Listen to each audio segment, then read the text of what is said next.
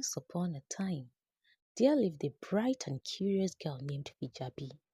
Fijabi was a 9-year-old with a bright smile and contagious, sparkling eyes, residing in the vibrant city of Lagos. Fijabi's passions knew no bound. She loved reading African folklore, drawing colorful patterns, and dancing to the rhythms of Afrobeat. Her dreams were big. She aspired to become a renowned artist, traveling the world to showcase her work and share Nigeria's rich cultural heritage. Fijabi's parents, Yinka and Tunde, were her pillar of support. Her father, Yinka, was a kind-hearted engineer in the city's premier construction firm, while her mother, Titu, was a talented chef and owner of a popular restaurant serving delicious Nigerian cuisine. Their cozy two-bedroom house on Olanriwaju Street was a haven filled with laughter, music, and the mouth-watering aromas from Tito's kitchen. In the city, Fijabi's days were filled with excitement. She attended the prestigious Lagos Academy where she excelled in arts and literature. Afternoons were spent exploring the National Museum gardens, browsing books at the city's library, or taking dance classes at the cultural center. Weekends meant family outing to the beach, visits to the bustling Balogun market, or watching soccer matches in the city stadium. Fijabi's city life was a kaleidoscope of sound, sights, and flavors. She savored street foods at roadside stalls, danced at her parents' parties, and made lifelong friends.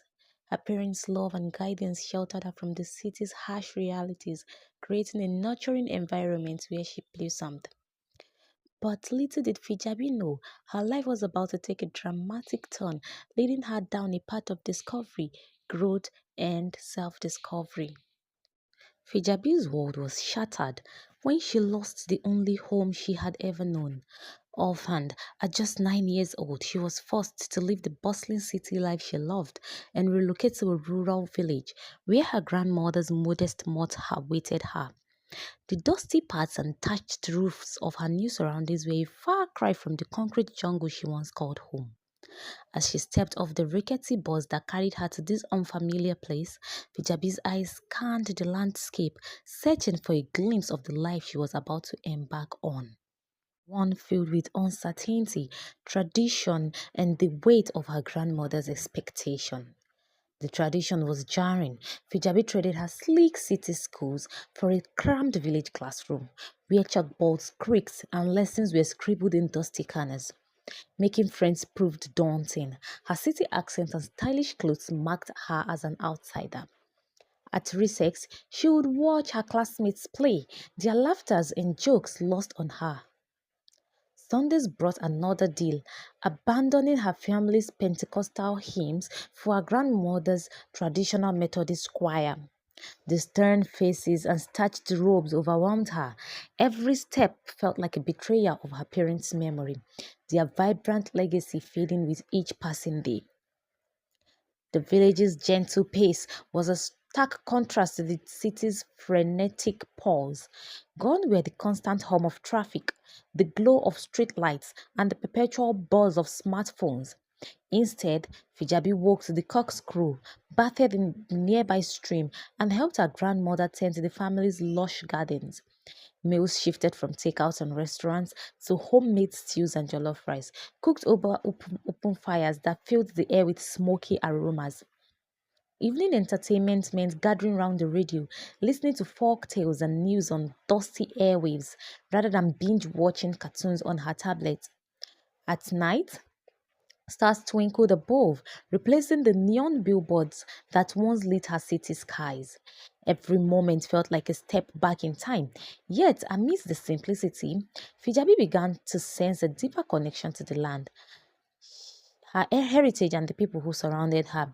But as she settled into this rustic rhythm, she couldn't shake the feeling that a part of her still lingered in the city, longing for the comforts of her former life.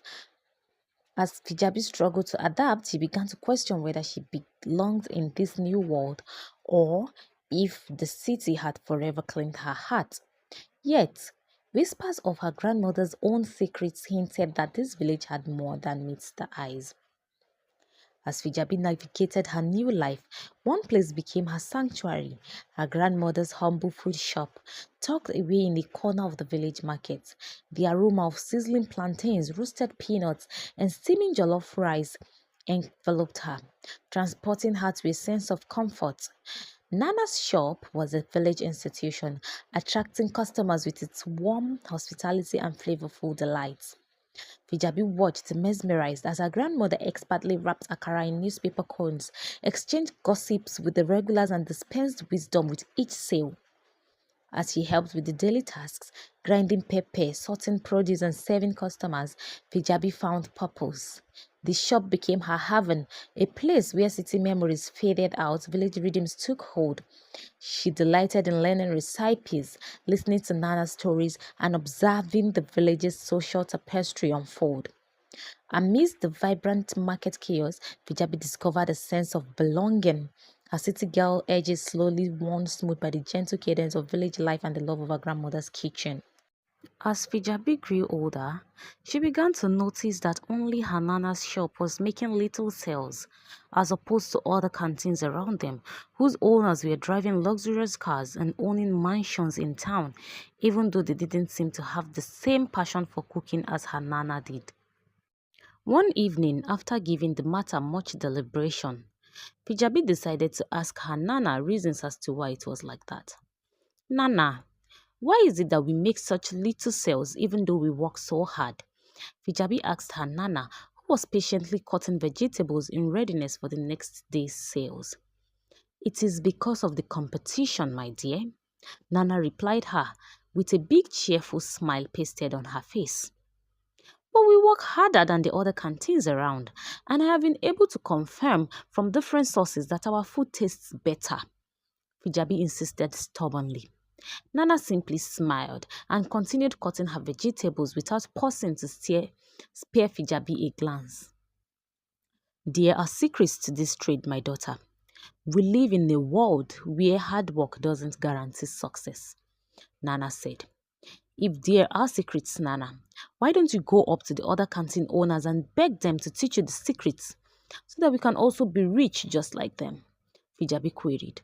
Fijabi, Nana said, pausing to take a deep breath. Remember that one mustn't be in a hurry to make money. He who licks hot soup because of hunger would eventually have to contend with a bruised tongue after his hunger dissipates. But it wouldn't hurt to ask the other caterers. Besides, nobody's licking any soup here, Fijabi said, sounding solemn. I said no, and that is final. We are not asking other people the secrets to their wealth. Now hurry up and put these plates out for washing, Nana said with a note of finality to her voice. Fijabi packed the plates out with the thought that once she inherited the canteen, she would ask the other caterers the secrets of the trade that Nana was so scared to ask about. As time went on, Nana grew old and retired, and being the only surviving family of the aged Nana, the responsibilities of the shop was handed down to Fijabi naturally. After Fijabi inherited the shop, she put a lot of things in order and fixed all the lapses that she thought could be the reason as to why the canteen was failing. First, she painted and redecorated both the interior and exterior of the canteen. Then she changed the menu and even added a free lunch period every Wednesday. Yet, things did not turn out for the better, as sales only increased by a little percent. One day, after a long and hard day of work and yet making little money, Fijabi thought to herself, I will go to Onome's shop down the road and discuss some tricks of the trade with her and see what she uses to boost her sales. After all, it is this same food we are selling. Yet she already have two houses in town. She drives a car of her own, and rumor even has it that she's currently building another house in the village for her mother. With these thoughts running through her mind, Fijabi put on her slippers and made for Onome's shop. On getting to Onome's shop, she found the latter seated at her table counting her money with bundles of money piled on the table before her. Fijabi greeted Onome and told her she wanted to see her in private. And Onome, upon hearing this, invited Fijabi to her inner chamber, which was decorated in the most lavish manner that Fijabi had ever seen.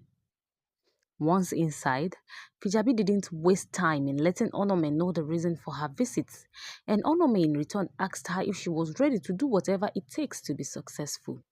She said, "Truly, Fijabi, there are secrets to the trade as your Nana said.